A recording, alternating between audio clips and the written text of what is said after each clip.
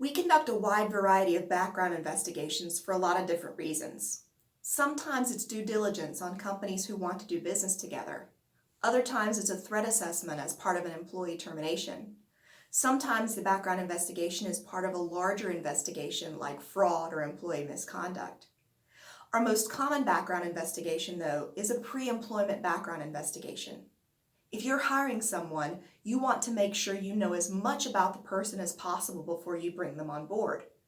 By far, our most common question is, what do I need for a good pre-employment background investigation? Let's talk about the basics of a good background investigation.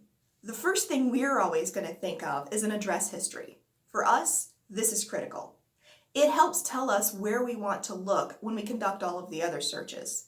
We're going to narrow it based on where the applicant has lived, worked, or gone to school. We can get this information from the applicant, but it's usually a really good idea to verify it independently as well.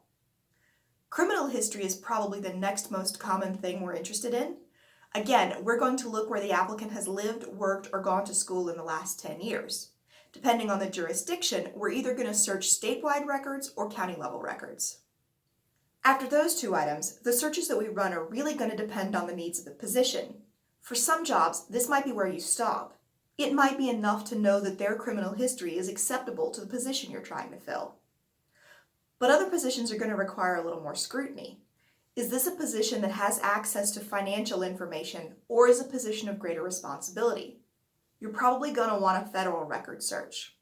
A federal record search contains information on cases found in federal court, not in state or local court. For pre-employment background investigations, usually the most useful piece of information for this is bankruptcy records. Those are only found in federal court. Does the position require a college degree or specialized education? If so, you're going to want to verify education or licensure. Even if the position doesn't require it, it might be a good idea to verify education as a check to see how truthful the applicant is being on their resume. Is the applicant's work history accurate and appropriate for this position? You're going to want to verify employment as well. You should be able to get information like position held and dates of employment fairly easily from former employers. Questions like rehire status and salary might be a little more difficult, but those are also good questions to ask. Again, as with education verification, verifying employment is a good way to check the accuracy of the applicant's resume. Does the position require driving as part of the job?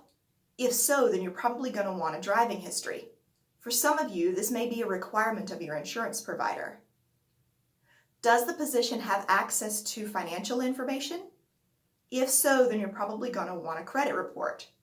The credit report pre-employment version won't contain a score, but it will include information about slow payments, accounts in collection, or a lot of debt. Did this person come with recommendations? Have you talked to professional or personal references? For some positions, this might be a good idea. For positions of increased visibility and responsibility, we're often asked about internet and social media searches. Is there anything concerning in the applicant's social media presence? To put it quite simply, we're looking to make sure there's no drunk naked pictures anywhere. In short, is the applicant's social media presence and internet presence something that will reflect well or poorly on the company? There are other things you can search, but these are the basics. So, what should you include and what can you leave out? Well, in general, you should do as good an investigation as your budget will allow. In some cases, this could mean that you do some of the work while a professional investigator does the rest of the work. For example, you could verify employment and contact professional references while a professional investigator gathers criminal records and driving records. The key is to know as much about the individual as you possibly can before you put them on the payroll or give them the keys to the kingdom. For more information about background investigations, check out our website or give me a call. We're glad to answer any questions you have.